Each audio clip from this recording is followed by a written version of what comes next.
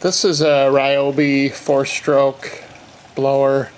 You may have a different brand and model, whatever.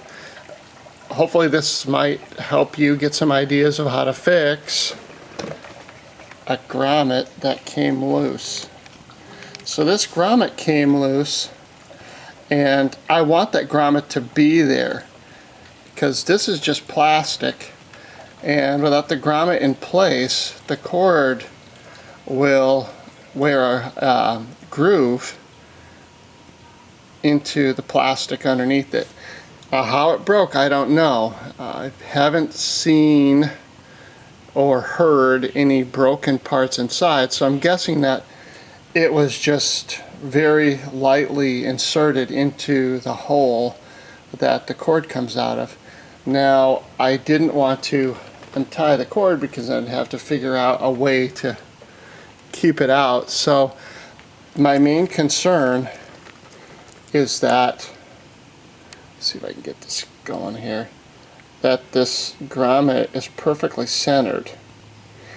And so the way I had to assure myself that it was going to stay that way was to center the cord. And this is the way I did it. I just took a regular paint stir stick and a utility knife, just a plain old utility knife, and cut a V into it. And then I ran the cord into that. Now, the angle that I use is something that I did a few times, so you can see that it comes out the other side and about how much,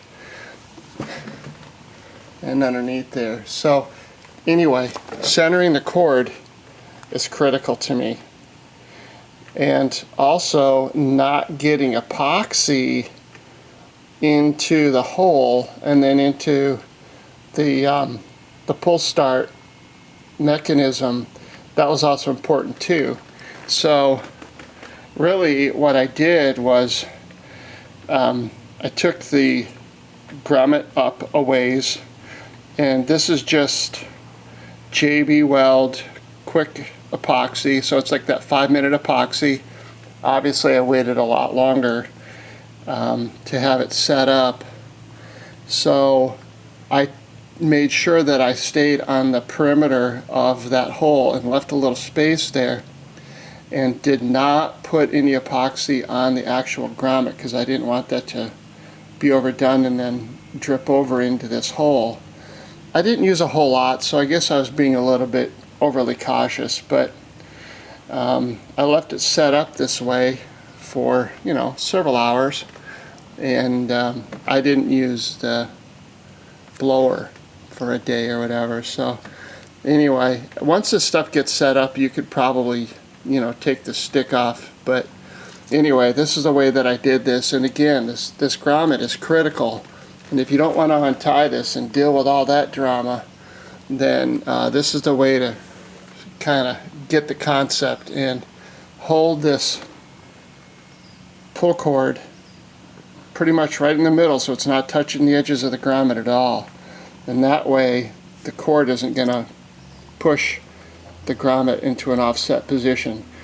Once you get the epoxy on the pull start housing, that's just plastic, then you can kind of just position it a little bit, use a pen or small screwdriver or something. You'll see when it's perfectly centered, and that's not that hard to figure out. But keeping this out of the way of the edges so that it'll push, push the grommet off center. That's the critical thing that you want to avoid, and this will help you do that.